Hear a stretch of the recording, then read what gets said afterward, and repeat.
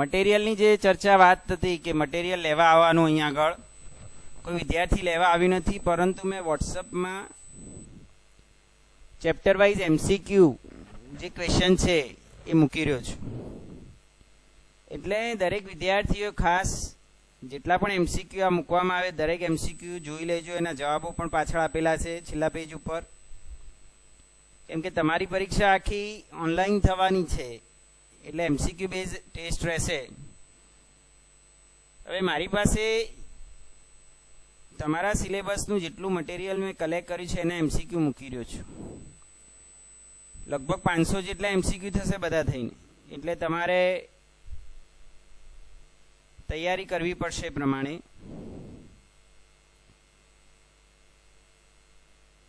આપણે ગઈ વખતે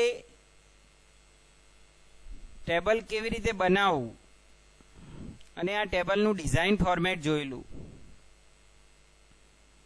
આપણે આજે એક સ્ટેપ આગળમાં જઈએ છીએ કે ટેબલની જ્યારે ડિઝાઇન બનાવતા હોઈએ ત્યારે એ ડિઝાઇનમાં આપણે 3 ખાના જોયેલા, એક ફિલ્ડ નેમ, ડેટા ટાઈપ ને ડિસ્ક્રિપ્શન. એમાં ડિસ્ક્રિપ્શન નામનું જે ખાનું છે એ ઓપ્શનલ છે એવું મેં કીધેલું. હવે આપણે નીચેની વાત કરીએ કે જે ફિલ્ડ પ્રોપર્ટી લખેલું છે, એટલે કે આ બાજુનો ભાગ જુઓ, જે માઉસનું પોઇન્ટર દેખાય છે ને એ ભાગ. ફિલ્ડ પ્રોપર્ટી શું છે અને તમારે કઈ કઈ ફિલ્ડ પ્રોપર્ટી શીખવાની છે. તો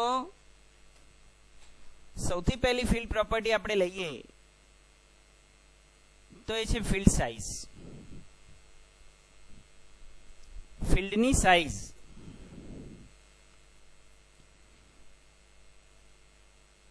પ્રોપર્ટીઝ એટલે કે એના બંધારણ, એનું ગુણધર્મો, કેવી રીતના એમાં ડેટા એડ કરી શકાય એના સંદર્ભની વાત છે. તો જ્યારે આપણે કોઈ પણ ચોક્કસ ફિલ્ડ માટે ડેટા ટાઈપ પસંદ કરીએ ત્યારે આપણે ફિલ્ડ સાઇઝ આમ તો આપોઆપ જે બાય ડિફોલ્ટ હોય ફિક્સ લઈ જ લે કમ્પ્યુટર. દાખલા તરીકે જો અહીંયા આગળ એક નેમ છે, નેમની ડેટા ટાઈપ મેં ટેક્સ્ટ લીધી. હવે જ્યારે ટેક્સ્ટ નામની ડેટા ટાઈપ લેવામાં આવે તો એની ફિલ્ડ સાઇઝ કેટલી છે? 50. તો આપણે આ પણ શબ્દ મેં તમને સમજાયેલી ફિલ્ડ સાઇઝનું કે 50 અક્ષર સુધી તમે નામ લખી શકો. તમે એ ફિલ્ડ સાઇઝ કેટલી લઈ શકો તો અહીં 50 ઉપર ક્લિક કરો એટલે ખબર પડે. જો અહીં લખેલું હોય the maximum number of character you can enter in the field, the largest maximum you can set is 1 to 55. એટલે કે 0 થી 255 સુધીના અક્ષરો તમે આ ફિલ્ડ સાઇઝમાં લઈ શકો છો એ મર્યાદામાં. બરાબર છે. આ ટેક્સ્ટ નામની ડેટા ટાઈપ માટેની વાત ચાલી રહી છે. હવે નંબર નામની ડેટા ટાઈપ તમે લો તો એમાં પાછું કંઈક બદલાય. નંબર નામની ડેટા ટાઈપમાં કેવી રીતના હોય? ન્યુમેરિક ડેટા હોય, એટલે એમાં લોંગ ઇન્ટીજર હોય, શોર્ટ ઇન્ટીજર હોય. ઇન્ટીજર એટલે કે નંબર. તો એમાં આવા જુદા જુદા ડેટા ટાઈપ યુઝ થતા હોય છે અને ડેટા ટાઈપ પ્રમાણે આ ફિલ્ડની સાઇઝ પણ મળે છે. દાખલા તરીકે ડેટ એન્ડ ટાઈમ હોય, અહીં તમે ડેટ એન્ડ ટાઈમ લો તો એના માટેની ફિલ્ડ સાઇઝ ફિક્સ જ છે. કેટલી આવે ડેટ એન્ડ ટાઈમમાં? આ લખીએ પ્રમાણે તમારે કેવી ડેટ નાખવી છે, આવી long date, general date, medium date, short date, જે પ્રમાણે ડેટ નાખી ફોર્મેટ સિલેક્ટ કરો. તો આ રીતે પૂર્વ નિર્ધારિત જેટલી પણ ડેટા ટાઈપમાં ફિલ્ડ સાઇઝ હોય એ ફિલ્ડ સાઇઝ કમ્પ્યુટર ઓટોમેટિક લઈ લે છે. બીજા નંબરની પ્રોપર્ટી છે ફોર્મેટ. ફોર્મેટ એ શું છે? અહીં તમને નીચે દેખાય છે ફોર્મેટ નામની પ્રોપર્ટી જે છે. તો આપણે ફિલ્ડમાં દાખલ કરીએ તે વિગતો દર્શાવવા અને છાપવા માટેનું સ્વરૂપ આ પ્રોપર્ટી દ્વારા નક્કી થાય છે. વિગતો કઈ રીતે સંગ્રહ થાય એ કોઈ ઇમ્પોર્ટન્ટ નથી એના માટે. બરાબર છે. અયોગ્ય વિગતો દાખલ થવા માટે કોઈ ચકાસણી થતી નથી. ફોર્મેટ પ્રોપર્ટી જે છે જુદી જુદી ડેટા ટાઈપ માટે જુદી જુદી ગોઠવણ. પૂર્વ નિર્ધારિત પણ ઘણી વખતે ફોર્મેટ હોય છે. તો એ ફોર્મેટ તમારે કયું પસંદ કરવું એ તમે ડ્રેગ એન્ડ ડ્રોપ પદ્ધતિથી કરી શકો છો. ડ્રેગ એન્ડ ડ્રોપ એટલે કે તમે આ બોક્સમાં ફોર્મેટ નામના બોક્સમાં જાઓ, ત્યાં જુઓ તો આવું બટન આવે છે અને આ બટન ઉપર ક્લિક કરો એટલે તમને જે ફોર્મેટમાં તમારે ડેટા લેવા હોય એ ફોર્મેટ પસંદ કરવાની જગ્યા આપે છે. ખ્યાલ આવે છે? દાખલા તરીકે ડેટ એન્ડ ટાઈમમાં જાઓ તો એમાં પણ ફોર્મેટ જુદું જુદું લઈ શકાય. આ ફોર્મેટ પ્રોપર્ટી છે. ત્રીજા નંબરની પ્રોપર્ટી આવે છે કેપ્શન. કેપ્શન શું છે? કેપ્શન કોને કહેવાય પહેલા સમજો. તો ઘણી વખતે ફિલ્ડનું નામ અહીંયા આગળ ધારો કે મેં નેમ લખ્યું, નેમ. હવે નેમ એટલે કોનું નામ? સ્ટુડન્ટનું નામ, એમ્પ્લોયનું નામ, બરાબર છે, કે ફાધરનું નામ, મધરનું નામ, કે કોનું? નેમ જ, ખાલી ફિલ્ડનું નામ નેમ આપી દીધું આપણે. તો ઘણી વખતે શું થાય, અહીંયા આગળ ફિલ્ડનું નામ શોર્ટ લખવું પડતું હોય, પરંતુ તમે એને નીચે કેપ્શનમાં વ્યવસ્થિત લખી શકો. વ્યવસ્થિત એટલે કે અહીંયા આગળ ફાધર નેમ એવું આપણે ઉલ્લેખ કરવો હોય તો અહીંયા આગળ તમે ફાધર નેમ એવું લખી શકો, અથવા એમ્પ્લોય નેમ, સ્ટુડન્ટ નેમ, જે તમારે ઈચ્છા હોય કે જેનું ડિટેલમાં લખવું હોય તમે લખી શકો છો. હવે આ કેપ્શન તમે સ્ટુડન્ટ નેમ અહીં લખ્યું, અહીં નેમ છે, અહીં સ્ટુડન્ટ નેમ લખ્યું, બરાબર છે. હવે આને તમે અહીંથી સેવ કરો.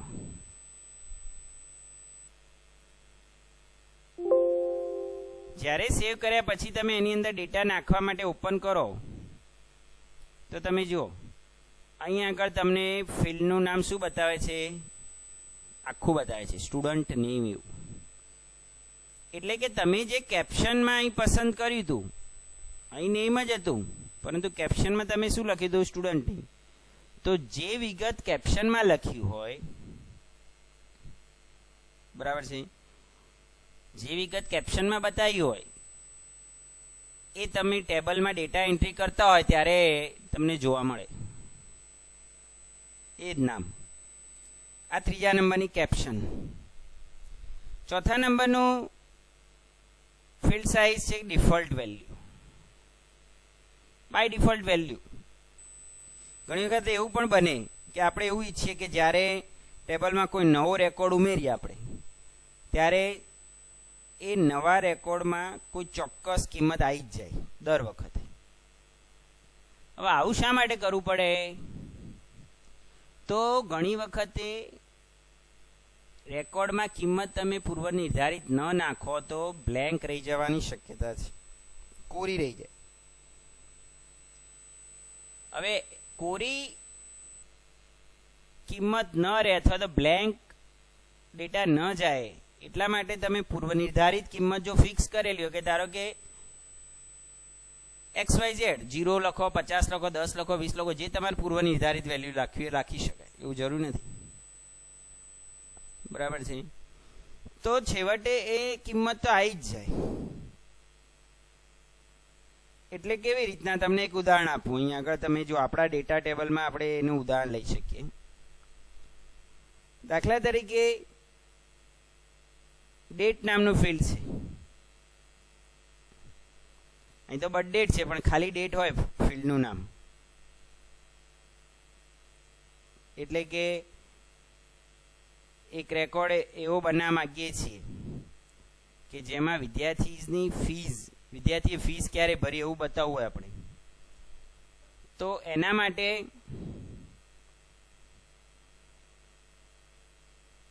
તમે પૂર્વ નિર્ધારિત ડેટ, જે ડેટ તમે નાખો એ ડેટ, જે ડેટે ફી ભરી હોય એ ડેટ ઓટોમેટિક આવી જાય.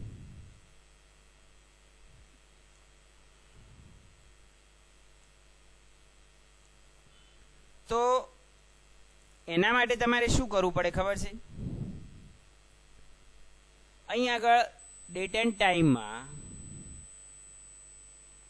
ડિફોલ્ટ વેલ્યુમાં ડેટ ફંક્શન એવું લખી કાઢવું પડે. આવું લખી કાઢો ને તમે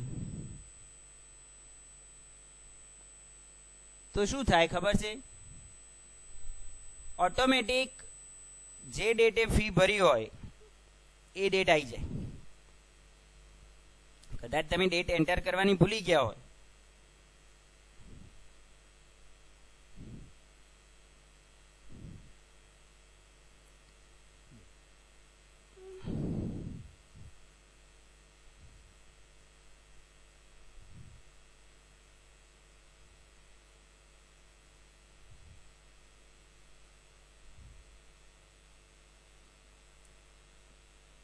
તો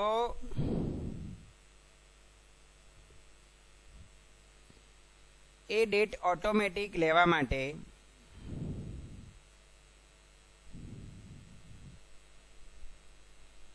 ડેટ ફંક્શન લેવામાં આવે છે. અને તમે ડેટ ફંક્શન લઈ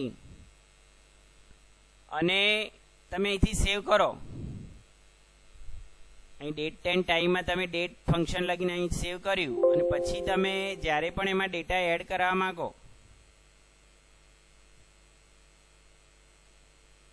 દાખલા તરીકે અહીં ડેટા એડ કરાવો. હવે તમે જુઓ અહીં મેં નવો રેકોર્ડ હજુ એડ નથી કર્યો પરંતુ અહીં તારીખ આવી ગઈ જુઓ.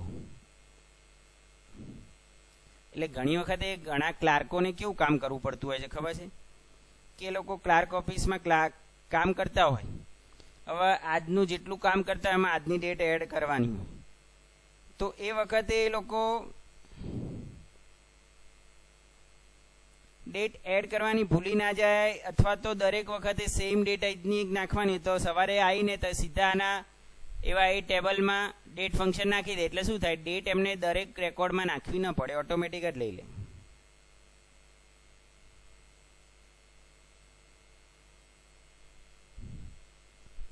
તો આવા વખતે તમે ડેટ ફંક્શનનો યુઝ કરી શકો છો. તો જુદા જુદા ડેટા ટાઈપ માટે આ તો એક મેં ડેટ એન્ડ ટાઈમનું એક ઉદાહરણ આપ્યું. તમે જુદી જુદી ડેટા ટાઈપ માટે જુદું જુદું ડિફોલ્ટ વેલ્યુ લઈ શકો છો. નંબર ડેટા ટાઈપ લો ધારો કે તેમાં ડિફોલ્ટ વેલ્યુ 0 લેવામાં આવે એટલે કે જ્યારે પણ નવો રેકોર્ડ નાખો એટલે ત્યાં 0 તો આવી જ જાય.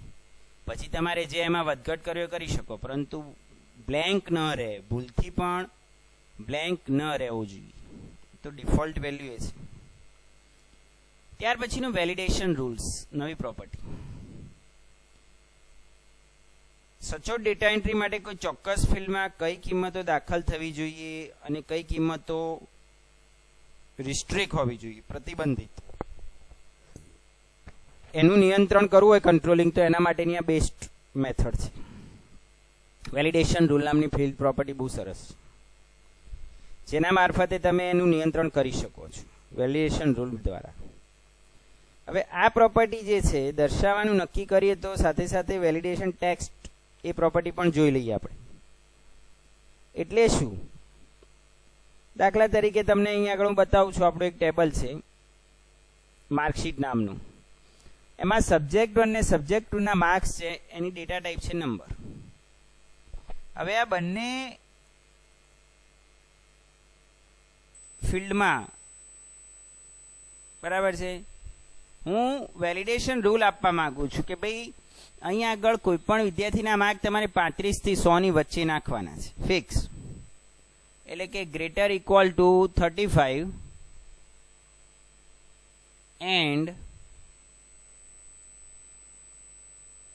Less equal to 100. હવે આનો મતલબ શું થાય કે કોઈ પણ વિદ્યાર્થી જ્યારે ડેટા એન્ટ્રી કરવા બેસે અહીંયા આગળ અથવા તો કોઈ પણને તમે જ્યારે ડેટા એન્ટ્રી કરવા બેસાડો તો એ વખતે એક રૂલ્સ આવી ગયો કે ભાઈ એ 35 થી વધુ માર્ક્સ જ નાખી શકશે. ધારો કે કોઈને હું નપાસ કરવા માંગુ કે એને ભાઈ ના 30 માર્ક મૂકી દેવા છે તો ના મૂકી શકાય. અને સાથે સાથે વેલિડેશન ટેક્સ પણ લખી કાઢવાની છે. એટલે કે વેલિડેશન ટેક્સમાં શું લખી શકાય કે ભાઈ પ્લીઝ, દાખલા તરીકે આ રીતના, please enter marks between 35 to 100. આવું લખીને તમે અહીંથી ક્લોઝ કરો, સેવ આપો. હવે અહીંયા આગળ જો એરર કેમ આપી છે ખબર છે? Data integrity rules have been changed, existing data may not be valid for the new rules. હવે ઓલરેડી આપણે આ ટેબલમાં 4-5 રેકોર્ડ નાખેલા છે, 2-3 રેકોર્ડ, એટલે એમાં આ રૂલ્સ લાગુ નહીં પડે, એનું એવું કહેવું છે. રાઈટ? તો આપણે યસ આપી દઈએ. યસ. હવે તમે ઓપન કરો. હવે તમે અહીંયા આગળ નવો રેકોર્ડ નાખવા માંગો છો 104 નો. એનું નામ, ડેટ અને માર્ક્સ. દાખલા તરીકે હું એના માર્ક્સ 15 નાખું છું. જેવા પણ હું 15 માર્ક્સ નાખ્યા એટલે તરત મને શું આપ્યું? એને એક એરર આપી. શું કહે છે? Please enter marks between 35 to 100. ભાઈ 35 થી 100 ની વચ્ચે માર્ક્સ નાખો. આ એને વેલિડેશન ટેક્સ્ટ આપી. ટેક્સ્ટ આપણે ઓકે કહીને આગળ માર્ક્સ સુધારવા પડે. આ લઈ લેશે 35 કે 35 થી વધુ એવું લખ્યું છે આપણે. કોઈ ધારો કે ભૂલથી કોઈ 101 મૂકાઈ ગયા માર્ક્સ, તોય નહીં લે. તમે જુઓ, કારણ કે રૂલ્સ છે અને રૂલ્સને ફોલો કરે. તો આ પ્રોપર્ટી થઈ વેલિડેશન રૂલ્સ, ખ્યાલ આવે છે? અને વેલિડેશન ટેક્સ્ટ. ત્યાર પછીની એક પ્રોપર્ટી લઈએ, છેલ્લી પ્રોપર્ટી. એનું નામ છે રિક્વાયર્ડ. અહીં જો રિક્વાયર્ડ નામની પ્રોપર્ટી છે. જો અહીંયા આગળ એમાં 2 ઓપ્શન છે તમારી પાસે, યસ એન્ડ નો. હવે તમને ખબર પડે છે આ રિક્વાયર્ડ નો અર્થ શું થાય?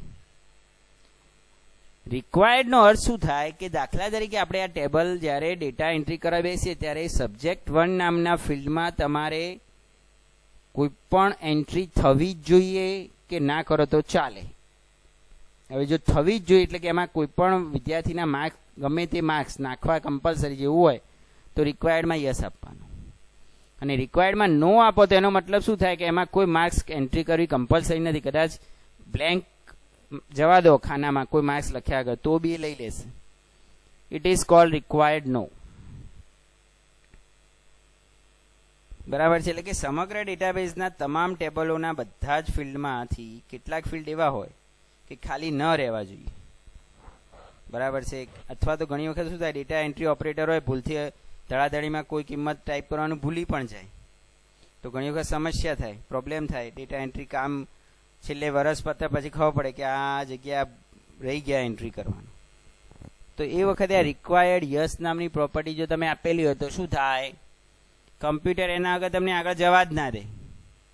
તમારે કમ્પલસરી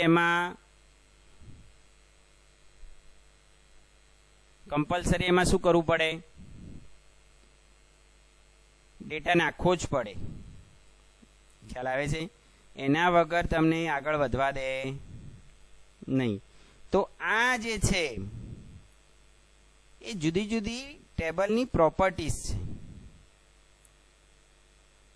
હવે એ પ્રોપર્ટીઝ પ્રમાણે તમે આ રીતના માર્ક્સ નાખી શકો અને આ રીતના જુદા જુદા રૂલ્સ લગાવી શકો.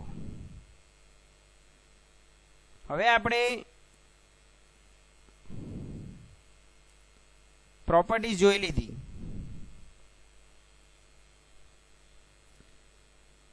ફિલ્ડની પ્રોપર્ટીઝનો અભ્યાસ કરી દીધો છે. હવે આપણે જે જોવાનું છે આજે આ વિડીયોમાં એ છે ટેબલની રિલેશનશિપ.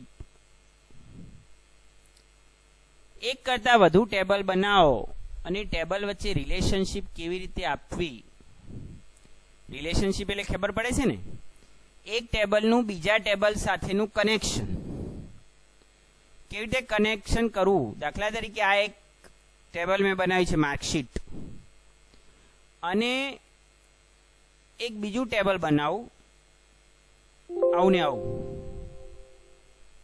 હવે જો આ માર્કશીટના ટેબલમાં આપણે જે જે પ્રોપર્ટી આપી છે ને બધી પ્રોપર્ટીઓ કાઢી નાખીએ અત્યારે.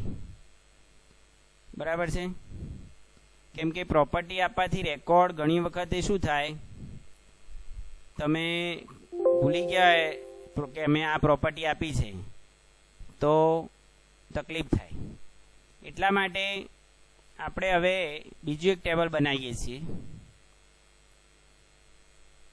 જે ટેબલનું નામ આપીએ પછી નામ આપીએ, પણ એમાં જે ફિલ્ડ છે ને એ પહેલાંના જેવા ફિલ્ડ લઈએ થોડા ઘણા. અને અહીં આ ફીઝનું આપણે સ્ટ્રક્ચર બનાવીએ. પહેલાં માર્કશીટનું તો આ ફીઝનું, વિદ્યાર્થીના ફીઝનું.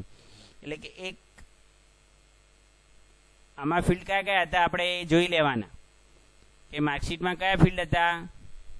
Exam number, name, date, subject ને સબ્જેક્ટ. એટલે જે એક્ઝામ નંબર નામનું ફિલ્ડ છે ને એ કોમન રાખીએ આપણે. ખ્યાલ આવે છે? જે હવે નવું ટેબલ બનાવીએ છીએ ને એમાં એક ફિલ્ડ એવું રાખીએ કે જે પહેલામાં હોય ને એ જ રાખીએ. કેમ એવું રાખવાનું એમ પછી હું તમને જણાવું, કારણ કે આપણે રિલેશનશીપ બનાવી છે. બરાબર છે? નેમનું ફિલ્ડ કદાચ ના લો ચાલે, એક્ઝામ નંબર ઉપર જ આપણે એની ફી સ્ટ્રક્ચર બનાવીએ. હવે એની ટ્યુશન ફી એ શેમાં આવશે? કરન્સીમાં લઈ શકાય. ટર્મ ફીસ એ પણ કરન્સીમાં લઈ શકાય. ટોટલ ફીસ એ પણ કરન્સીમાં લેવામાં આવે છે. અને એક છેલ્લું ખાનું એવું લખીએ રિમાર્ક્સ કે ભાઈ આની આટલી ફીસ બાકી છે. અને રિમાર્ક્સ લખવા માટે આપણે ટેક્સ લેવું પડે અથવા મેમો લેવાની. તો આવું એક આપણે ટેબલ બીજું બનાવીએ. સેવ કરવું છે? હા. એનું નામ આપીએ ફીસ ટેબલ.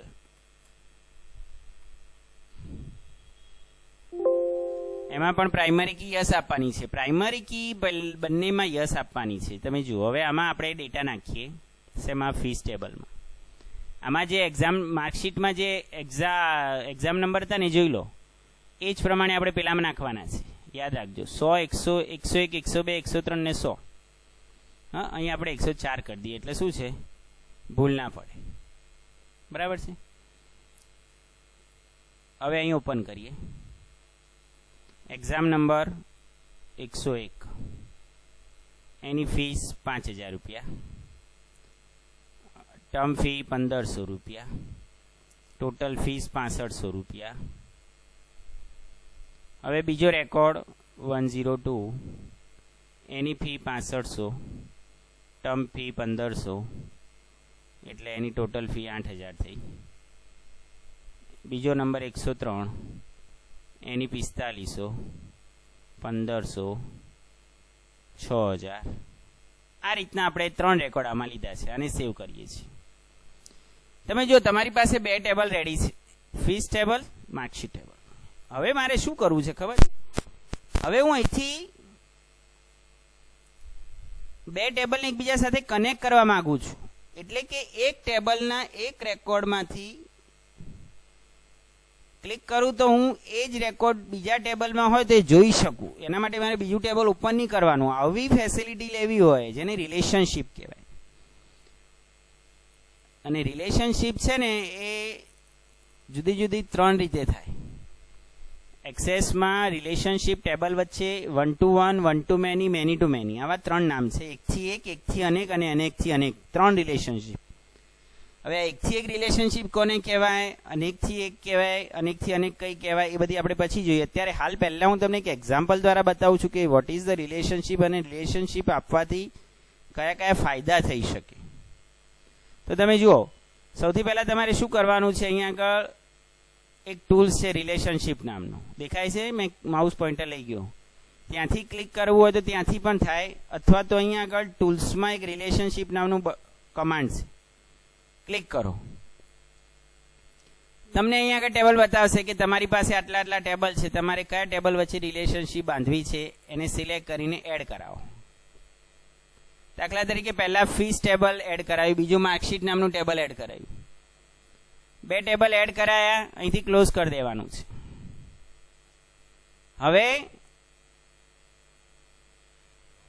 હવે જ અગત્યની વસ્તુ છે રિલેશનશીપ માટે 2 કન્ડિશન છે.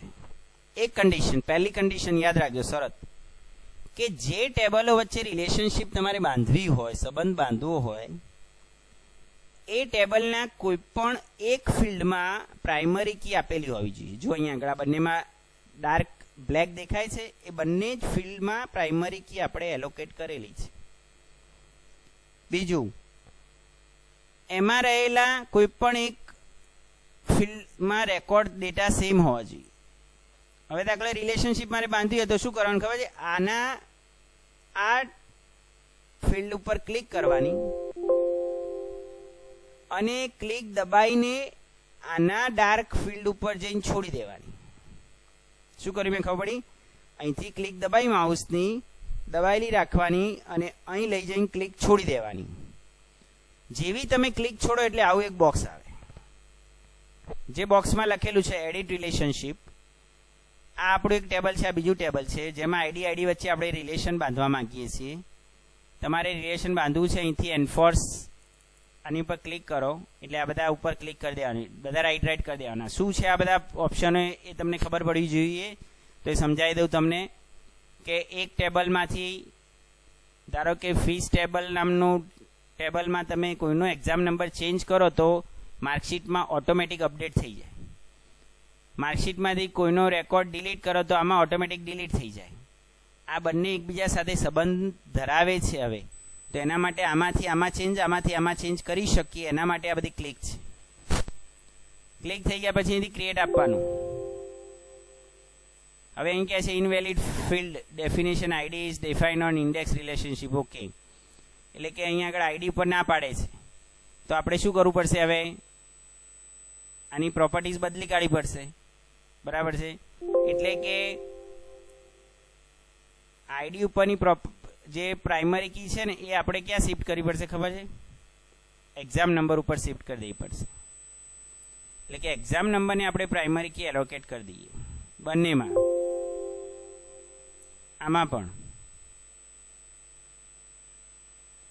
આને પ્રાઇમરી કી આપી દઈએ, કારણ કે આઈડી એવું ફિલ્ડ છે કે જે ના પાડે છે, કારણ કે એમાં કોમન હોઈ શકે.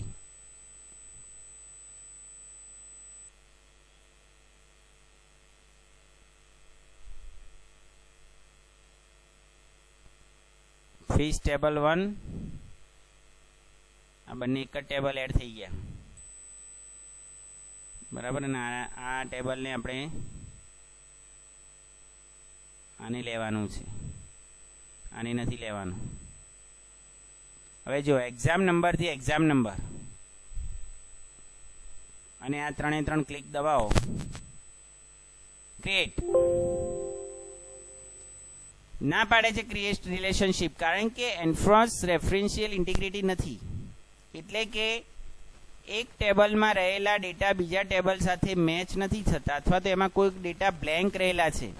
હું તમને આ સમજાવવા માંગુ છું કે રિલેશનશીપ બાંધવાની હોય ત્યારે ટેબલમાં રહેલા, દાખલા તરીકે એક્ઝામ નંબર 102311230 છે. બરાબર છે? હવે આ ટેબલમાં જુઓ, અહીંયા આગળ કયા છે ડેટા? 101, 102, 103 અને 104. બરાબર છે? અહીં બ્લેન્ક ડેટા છે, આપણે બ્લેન્ક ડેટા રાખવાનો નથી.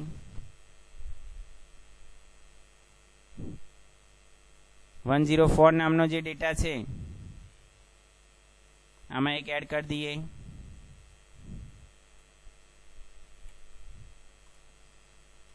બરાબર છે? એટલે બંનેમાં સેમ રેકોર્ડ થઈ જાય.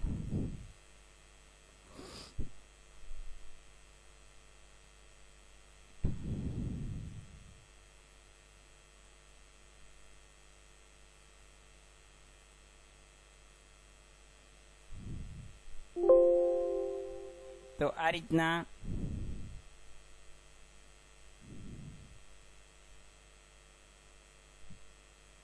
દરેક ફિલ્ડનું નામ પણ સેમ હોવું જોઈએ. દાખલા તરીકે એક્ઝામ નંબર આમાં EXAMNO, તો તે આમાં પણ EXAMNO જ હોવું જોઈએ. એમાં કોઈ સ્મોલ લેટર કેપિટલ લેટર નહીં, સેમ ટુ સેમ ચાલવું જોઈએ. અને એ થાય તો જ આ રિલેશનશીપ કમ્પ્લીટ થાય. જુઓ, હવે રિલેશનશીપ બંધાઈ ગઈ. 1 to 1 દેખાડે છે તમને, આ 1 to 1 રિલેશનશીપ દેખાડે છે. તો આ રીતના રિલેશનશીપ થઈ જાય પછી શું ફાયદો એ બતાવો. હવે આને અહીંથી બંધ કરવાનું. Do you want to save? Yes. હવે તમે કોઈ પણ એક ટેબલ ઓપન કરો, દાખલા તરીકે માર્કશીટ નામનું ટેબલ ઓપન કર્યું, તો જો અહીં આગળ એક પ્લસ નામનું બટન આવી ગયું વધારાનું, દરેક રેકોર્ડ આગળ દેખાય છે. હવે મારે આ નીરવ નામનો વિદ્યાર્થી છે જેનો એક્ઝામ નંબર 102 છે, હવે એની ફીસ કેટલી બાકી છે કે એને રિઝલ્ટ મારે નથી આપવાનું, ફીસ બાકી હોય તો અહીં ક્લિક કરું તો મને એને ફીસ નામના ટેબલમાં એની ટોટલ ફીસનું શું સ્ટ્રક્ચર છે તમને અહીંથી બતાવી દે કે ભાઈ એની ટોટલ ફી 8,000 છે, એમાંથી ટ્યુશન ફી આટલી અને ટર્મ ફી આટલી, રિમાર્ક્સમાં કંઈ લખ્યું કે ભાઈ એને આટલી ભરી આટલી બાકી, તો તમે અહીંથી જોઈ શકો. એટલે કે એક ટેબલમાં રહીને બીજા ટેબલના રેકોર્ડને જોવો હોય, જોવો એટલો નહીં, એને સુધારી પણ શકાય, એને ડિલીટ પણ કરી શકાય. તો એ આ રિલેશનશીપના જુદા જુદા ફાયદા છે. તો આજે આપણે વાત કરી ડેટા રિલેશનશીપની અને ફિલ્ડ પ્રોપર્ટીઝની.